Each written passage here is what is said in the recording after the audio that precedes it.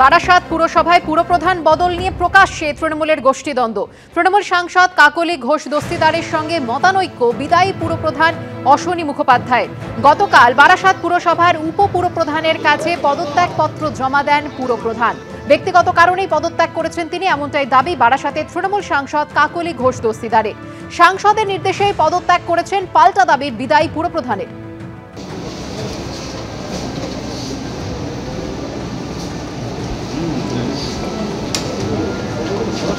সাংসদ অভিষেক বন্দ্যোপাধ্যায়ের কঠোর হাতে তিনি একটা নিশ্চিতভাবে দলকে চাঙা করার জন্য এবং আগামী দিনে রাজনীতিটাকে যাতে বাংলার মাটিতে সুসংগঠিত ভাবে তিনি সাফল্যের পথে এগিয়ে নিয়ে যেতে পারেন চেষ্টা করছেন। অভিষেক বন্দ্যোপাধ্যায়ের নেতৃত্বে এই দলটা এখন যেভাবে সংগঠনটা চলছে তার পরিপ্রেক্ষিতে নিশ্চয়ই রদবদল তিনি করতেই পারেন। একটা জনপ্রতিনিধির যা কাজ সেটা নিশ্চিতভাবে যে এলাকা থেকে আমি নির্বাচিত সেই এলাকার মানুষের জন্য কাজ করব এবং চেয়ারম্যান সাহেব বোর্ড মিটিং ডাকলে সেখানে গিয়ে আমার এলাকার যদি কোনো উন্নয়নের প্রয়োজন হয় সেই বিষয়ে নিশ্চিতভাবে সেটাকে তুলে ধরবার চেষ্টা করি।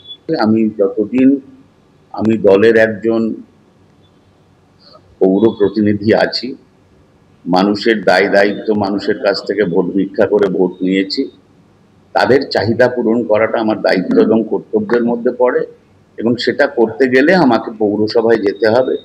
যিনি পৌর প্রধান তার সহযোগিতা নিয়েই আমাকে মানুষের কাজ করে দিতে হবে। এনিউমারেশন ফর্ম বিলি নিয়ে একের পর এক অভিযোগ উঠছে দায়িত্বপ্রাপ্ত বিএলওদের বিরুদ্ধে। এবার দত্তপুকুর 2 নম্বর গ্রাম পঞ্চায়েতের 239 নম্বর বুথে আইসিডিএস কেন্দ্রে বসে এনিউমারেশন ফর্ম বিলির অভিযোগ উঠল বিএলওর বিরুদ্ধে। আইসিডিএস কেন্দ্রে বসেই ফর্ম বিলি করছেন বিএলও মধুসূদন মণ্ডল। গতকাল এই অভিযোগকে কেন্দ্র করে অসন্তোষ ছড়ায় এলাকায়। বাড়ি বাড়ি যাচ্ছেন না কেন? আপনি এখানে বসে দায়িত্ব নিন না। না আপনি এখানে বসে দাঁড়িয়ে কার কথা দিচ্ছেন? শুনুন আমার এখানে কমিটির যারা আছে তাদের পরামর্শ নিয়ে কমিটির পরামর্শ নিয়ে নির্বাচন কমিশন সেখানে আপনি বাড়ি বাড়ি যাবেন না কেন? আপনি বাড়ি বাড়ি যাবেন।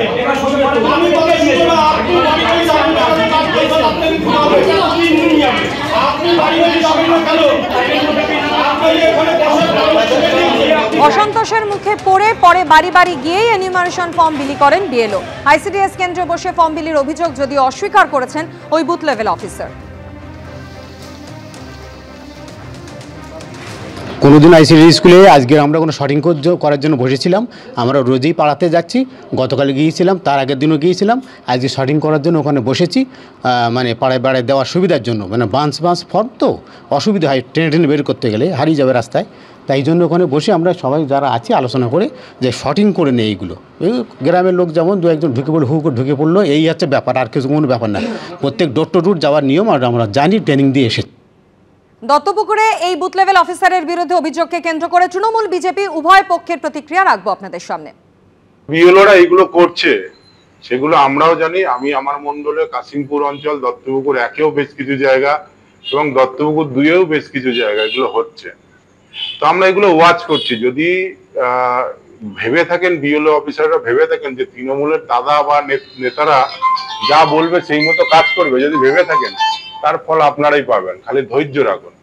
যদি মনে করেন যে আপনারা এইভাবে ফর্ম বিলি করে আপনাদের কাজ দায় সারা কাজ কমপ্লিট করবেন, তাহলে আমরা যেগুলো ওয়াচ করছি সেগুলো জায়গা মতো পাঠাবো। তার পানিশমেন্ট যেটা হওয়ার সেটা কিন্তু তারা নিজেরাই ভোগ করবে। কোনো দাদার কথা শুনে যদি ফর্ম কোনো জায়গায় বসে বিলি করে সমস্যার সমাধান করতে যায় তাহলে তার দায় তার নিজের। তার যদি চাকরির সমস্যা সেটা তার নিজেরই দায়। এলাকাবাসীর ক্ষোভ কিনা বলতে পারবো না। এলাকাবাসীর ক্ষোভ হলে পরে সবার প্রথমে আমরা জানতে পারতাম, আমাদের কাছে আসতো।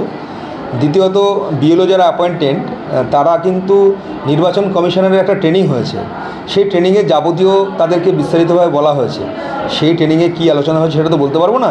তবে মানুষের সুবিধার্থে যদি তিনি কাজ করে থাকেন, এক জায়গায় বসে ফর্ম দিয়ে থাকেন, সেটা ওনার গাইডলাইন্সে আছে কি না সেটা উনি ভালো বলতে পারবেন। আর পাবলিক যেখানে সুবিধা হবে সেভাবে পাবলিক চাইবে। কিন্তু ওনারও কাজের দিক দিয়ে যেরকম বার্ডেন আছে, আমার মনে হয় নিয়ম শৃঙ্খলা মেনেই কাজ করা উচিত। অভিযোগটা পুরোপুরি ভিত্তিহীন, তার কারণ মুখ বাছাই করে কখনো ফর্ম দেওয়া যাবে না। এবার দেখা গেলো আজকে এই পাড়ায় ফর্ম দিতে গেছে, কালকে আরেক পাড়ায় যাবে, পরশুদিন আরেক পাড়ায় যাবে। 8 তারিখের মধ্যে সমস্ত ফর্ম ডিস্ট্রিবিউট করার কথা। আজই 8 তারিখ, অতএব সব ফর্ম হয়তো আজকের মধ্যেই শেষ করার কথা। মেবি সেটা যেভাবে হোক বিএলওরা শেষ করবে।